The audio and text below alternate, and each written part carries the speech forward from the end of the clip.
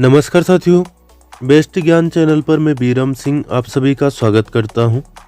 रोज की तरह आज के इस वीडियो में हम देखेंगे मध्य प्रदेश की अब तक की दिन भर की बड़ी खबरों का सारांश। वीडियो में दी गई जानकारी आपको उपयोगी लगे तो प्लीज़ लाइक जरूर कर दीजिएगा। खास तौर पर इस वीडियो में हम चर्चा करेंगे 10,000 रुपये सीएम युवाओं के खातों में डालने वाले हैं उस खबर पर। मुआवजा सूची 2020 कंप्लीट आपको बताएंगे। मुख्यमंत्री सम्मान निधि और प्रधानमंत्री सम्मान निधि के बारे में अच्छी खबर देखेंगे। समर्थन मूल्य के बारे में बात करेंगे और देखेंगे दिन भर की अन्य तमाम बड़ी खबरें। तो चलिए स्टार्ट करते हैं।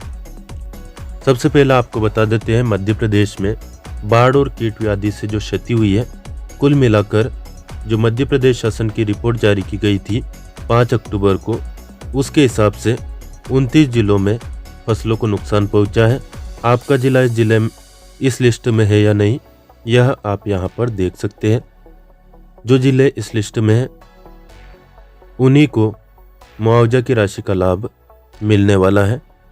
आपको बता दें 39,95,000 हेक्टेयर क्षेत्र में क्षति मध्य प्रदेश में बाढ़ और कीट व्याधि से हुई है, शासन की रिपोर्ट के अनुसार। मुख्यमंत्री शिवराज सिंह चौहान ने जो 1600 करोड़ रुपए की मुआवजा राशि बांटने की घोषणा की थी, उन्होंने कहा था कि 18 दिसंबर को पहली किस्त डाली जा रही है और अगले 15 दिनों के बाद में दूसरी किस्त डाली जाएगी। जिस प्रकार से शब्द जाल का उन्होंने प्रयोग किया, उससे लग रहा था कि 1600 करोड़ रुपए उसी दिन मुख्यमंत्री डाल रहे हैं और 1600 करोड़ बाद में डालेंगे। लेकिन सच ये है कि उस 1600 करोड़ में से ही पहली किस्त यानी कि 800 करोड़ की राशि मुख्यमंत्री ने उस दिन डाली है। और जो जिले इसमें कवर हुए हैं 20 जिलों में यह राशि डाली गई है। आप यहां पर लिस्ट देख सकते हैं, आपका जिला इस लिस्ट में है या नहीं है। जैसे कि राजगढ़ जिले में देखने में आ रहा है मात्र 1 तहसील में राशि पहुंची है मुआवजा की, बाकी 8 तहसीलें छूट गई है। मध्य प्रदेश के ऐसे 35 लाख किसानों के बैंक खातों में 1600 करोड़ रुपए ट्रांसफर किए जा रहे हैं। जब भी बात होती है इंडिया की टॉप एजुकेशनल साइट की, तो अनअकैडमी नंबर 1 है। अनअकैडमी आपको प्रोवाइड करवाता है प्लस फीचर्स, जिसके अंतर्गत घर बैठे लाइव लर्निंग की सुविधा मिलती है। सभी कोर्सेज का मिलता है unlimited access, practice test, batch courses, mentorship and guidance की सुविधा, सिलेबस का संपूर्ण coverage, regular doubt clearing and answer writing sessions, live test series और स्टडी मटेरियल का PDF format.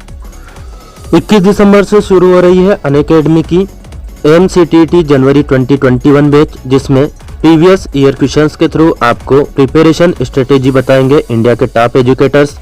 So let's crack it. साथ ही में टीचर एलिजिबिलिटी टेस्ट के लिए जो सब्सक्रिप्शन अवेलेबल है, उसमें भी आप 10% का डिस्काउंट पा सकते हैं। यूज करें हमारा रेफरल कोड बेस्ट ज्ञान TT और अनलॉक करें free live classes, test and quizzes. TET plus subscription का मंथली चार्ज है 1200 रुपये, लेकिन 3 महीने के लिए आप सब्सक्राइब करते हैं तो देना है मात्र 1000 रुपये महीने के हिसाब से, 3000 रुपये 3 महीने के लिए। 6 महीने का कोर्स आपको पड़ेगा 800 रुपये महीने के हिसाब से 4800 रुपये में। 12 महीने का चार्जेस है 500 रुपये महीने के हिसाब से 6000 रुपये।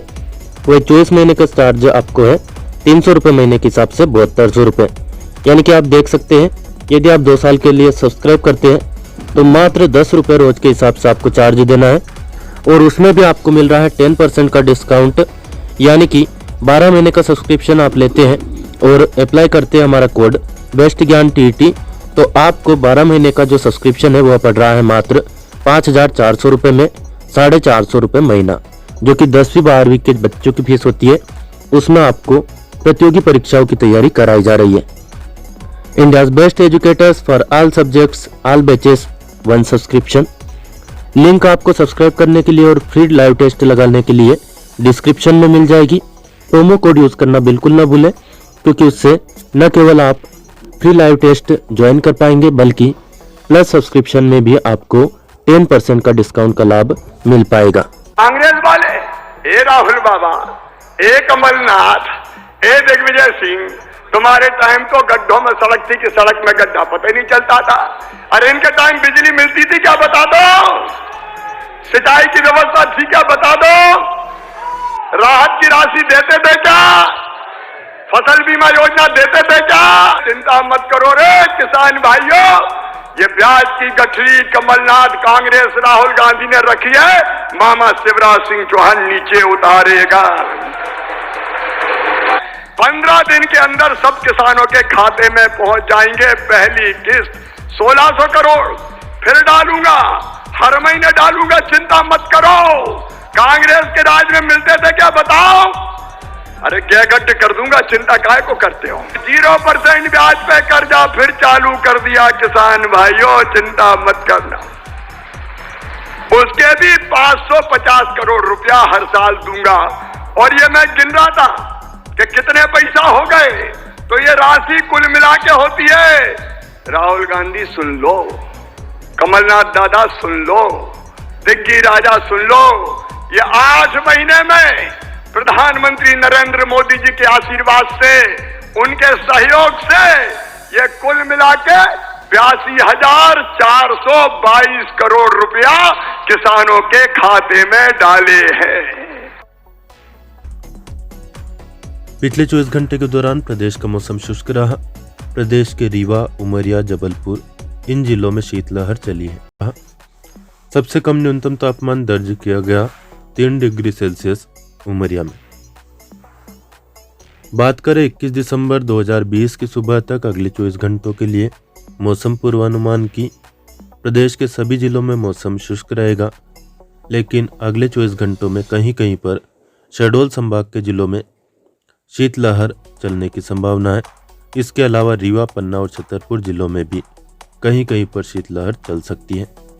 सीधी, नरसिंहपुर और इन सभी जिलों में कोल्ड डे रह सकता है। कहीं कहीं पर हवाएं चूंकि ठंड बढ़ा सकती है, तो अधिक समय तक ठंड के संपर्क में रहने से बचें। ठंड सहनीय होगी, लेकिन कमजोर लोगों जैसे कि शिशुओं, गर्भवती महिलाओं, बुजुर्गों, पुरानी बीमारियों वाले लोग, इनके लिए हल्के स्वास्थ्य की चिंता है। तो ढीले, हल्के वजन वाले, कई सतहों वाले गर्म ऊनी कपड़े पहने। सिर, गर्दन, हाथों इनको अच्छे से ढक कर रखें। बात करें 22 और 23 दिसंबर के मौसम के दृष्टिकोण की, तो इसमें कोई विशेष परिवर्तन की संभावना नहीं है। साथियों, वीडियो में दी गई जानकारी आपको उपयोगी लगे तो प्लीज़ लाइक जरूर कर दीजिए। तो लाइक, शेयर और सब्सक्राइब करना बिल्कुल न भूलें। अपना ख्याल रखें, ठंड से अपना बचाव करें। धन्यवाद। जय हिंद, जय भारत। इसमें राजनीति का भी आरोप लग रहा है कि जो सांसद जी थे उन्होंने अपने क्षेत्र में राशि आवंटित करवा ली और अन्य क्षेत्रों में राशि नहीं पहुंची है। हालांकि आरोप है, अब इसमें कितनी सच्चाई है यह आप तय करें कि यह आरोप सच है या फिर बेबुनियाद है। मैं आपको सच बताता हूँ, निर्णय आपको करना है कि उसमें कितना सच है और कितना फसाना। जो राजनीति है वह भी मैं आपको बताने की कोशिश करता हूँ। तो आप यहाँ पर देख सकते हैं, विदिशा जिले में 141 करोड़, देवास जिले में 119 करोड़, सीहोर जिले में 97 करोड़ इस तरह से राशि पहुंची है। इंदौर जिले में 22.93 करोड़, शाजापुर जिले में 74 करोड़, हरदा जिले में 65.94 करोड़, रायसेन जिले में 43 करोड़, आगरमालवा जिले में 60 करोड़, सागर जिले में 54.88 करोड़, होशंगाबाद जिले में 21 करोड़, दमोह जिले में 33 करोड़, बैतूल जिले में लगभग 17 करोड़, नरसिंहपुर जिले में 18 करोड़, अलीराजपुर जिले में 22 करोड़, गुना जिले में 17 करोड़, भोपाल जिले में 15 करोड़, खरगोन जिले में 17 करोड़, राजगढ़ जिले में 15 करोड़, धार जिले में 14 करोड़ 62 लाख, उज्जैन जिले में 19 करोड़ 15 लाख। इस प्रकार से मध्य प्रदेश के 20 जिलों में कुल मिलाकर राशि पहुंची है 891 करोड़ 29 लाख 49 हजार रुपये। यहाँ पर जो नियम कानून है उसकी भी हम थोड़ी सी बात कर लेते हैं ताकि आपके मन में कन्फ्यूजन ना हो। समस्त प्रभावित कृषकों को उन्हें स्वीकृत राहत राशि का 33% की पहली किस्त का भुगतान किया जाए। यह निर्देश है। शेष राशि के भुगतान के संबंध में पृथक से निर्देश जारी किए जाएंगे। तो यहाँ पर जो पत्र है उसके हिसाब से एक बात स्पष्ट हो रही है कि जो अखबारों में जो बयानबाजी आ रही है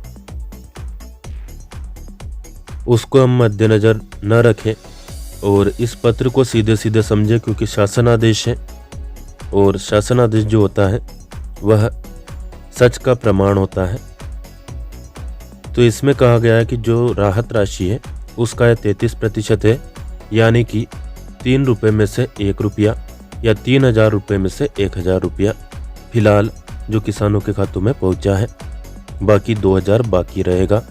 वह कब और कैसे भुगतान किया जाएगा उसके निर्देश बाद में जारी किए जाएंगे। समस्त प्रभावितों को राहत राशि का भुगतान कोषालय के माध्यम से ऑनलाइन किया जाने के निर्देश है, यानी ट्रेजरी से पेमेंट होगा। भुगतान की गई राशि की जानकारी मांगी गई है मध्य प्रदेश शासन के अपर सचिव के द्वारा। आवंटित राशि का उपयोग आरबीसी 64 के निर्धारित मापदंडों के अनुसार ही किया जाए और व्यय की गई राशि की जानकारी और उपयोगिता प्रमाण पत्र अनिवार्यतः भेजा जाए। भुगतान के पश्चात यदि कोई राशि बच जाए तो वह भी वापस करने के निर्देश इसमें है। तो यहाँ पर आप देख सकते हैं मध्य प्रदेश में है 52 जिले। 52 जिलों में से शासन को रिपोर्ट भेजी गई कि नुकसान हुआ है 29 जिलों में, और जो पहली किस्त जारी की गई वह पहुंची है 20 जिलों में, और 20 जिलों में भी सारी की सारी तहसीलें कवर नहीं हुई है, केवल कुछ ही तहसीलों को लाभ मिला है। आपको इस योजना का लाभ मिला या नहीं कमेंट करके ज़रूर बताएं, ताकि अन्य किसान भाइयों को, अन्य लोगों को भी उनकी आंखें खुले और सच का पता चले। मुख्यमंत्री ग्रामीण स्ट्रीट वेंडर ऋण योजना। मुख्यमंत्री शिवराज सिंह चौहान देंगे 20,000 हितग्राहियों को 10,000 के ब्याज मुक्त ऋण की सौगात। 21 दिसंबर दोपहर 3 बजे मिंटो हॉल भोपाल में कार्यक्रम आयोजित होगा। मुख्यमंत्री ने कहा था कि बाढ़ और कीट व्याधि से प्रभावित किसानों को हर हालत में पूरी सहायता राशि मिलेगी। अब आप खुद समझिए कि सच क्या है। यहाँ पर जो प्रावधान है वह मैं आपको बता देता हूँ। भारत सरकार 33% या अधिक क्षति होने पर मुआवजा देती है, जबकि राज्य सरकार 25% या अधिक क्षति पर किसानों को मुआवजा देती है। 40 लाख हेक्टेयर क्षेत्र में फसलें प्रभावित हुई थी। 4,000 करोड़ रुपए का मुआवजा संभावित था, जिसको कितना कर दिया गया है 1600 करोड़, और 1600 करोड़ में भी कितनी राशि मिली है 800 करोड़ पहली किस्त, याद रखिएगा। गत वर्ष प्रदेश में लगभग 60 लाख हेक्टेयर क्षेत्र की फसलें खराब हुई थी और किसानों को 2000 करोड़ रुपए का मुआवजा वितरित किया गया था। लेकिन इस साल कितना किया जाएगा, याद रखिएगा इन चीज़ों को। 37 लाख हेक्टेयर रकबे में 33% से अधिक नुकसान हुआ है। केंद्र सरकार ने 34,87,000 हेक्टेयर रकबे में फसलों को हुए नुकसान के लिए 2487 करोड़ 21 लाख रुपए की सहायता राशि की मांग की गई है। मुख्यमंत्री शिवराज सिंह चौहान एक साथ जो ऋण वितरण करेंगे, इसकी हम बात कर लेते हैं। पहले भी ऐसे सामूहिक ऋण वितरण के कार्यक्रम आयोजित हो चुके हैं। 24 सितंबर और 12 नवंबर को भी मुख्यमंत्री ने इसी तरह से 10,000 रुपये युवाओं के खाते में डाले थे, जिनकी उम्र थी 18 से 55 वर्ष। आपको बता दें, राज्य शासन द्वारा पंचायत और ग्रामीण विकास विभाग मध्य प्रदेश के अंतर्गत मुख्यमंत्री ग्रामीण पथ विक्रेता योजना शुरू की गई है, जिसका उद्देश्य ग्रामीण क्षेत्र में पथ विक्रेता व्यवसायियों को 10,000 रुपये तक बैंक से कार्यशील पूंजी ऋण के रूप में उपलब्ध कराने में सहयोग करना, नियमित ऋण वापसी को प्रोत्साहित करना तथा छोटे छोटे उद्यमियों को व्यापार व्यवसाय में प्रशिक्षण देना है। राज्य शासन क्रेडिट गारंटी देती है और 14% तक ब्याज में सब्सिडी दी जाती है। स्टाम्प ड्यूटी में भी छूट है, पूरी तरह से मुक्त रखा गया है। छोटे छोटे ठेले वाले व्यवसाय जो है वह स्ट्रीट वेंडर योजना के अंतर्गत सम्मिलित किए गए हैं। शैक्षणिक योग्यता का कोई बंधन इसमें नहीं है। इस योजना का सच ये है कि कामगार सेतु पोर्टल बनाया गया है शासन के द्वारा। अब तक 8,52,000 से अधिक हितग्राहियों का पंजीयन हुआ है। इनमें से ऋण मिला है 80,000 नहीं 8,52,000 में का हुआ है पंजीयन, जिसमें से बैंक द्वारा स्वीकृत हुए हैं। बैंक को भेजे गए हैं 80,000 प्रकरण। 8 लाख में से 80,000 भेजे गए बैंक को और 80,000 में से उनमें से भी 40,000 से अधिक हितग्राहियों को ऋण राशि बांटी जा चुकी है और अब 21 दिसंबर को फिर से 20,000 को बांटी जाएगी, यानी कि 8 लाख में से 60,000 पथ विक्रेताओं को वास्तव में ऋण मिल पाएगा। मुख्यमंत्री किसान कल्याण योजना के बारे में बात करें, 78 लाख किसान हैं इसके हितग्राही। मध्य प्रदेश में कितने किसान हैं कोई पूछे तो लगभग 80 लाख किसान हैं। इसमें से 17.5% लाख किसानों को ही इस योजना का लाभ अभी तक मिल पाया है, यानी कि पहली किस्त उनके खाते में जमा हो गई है।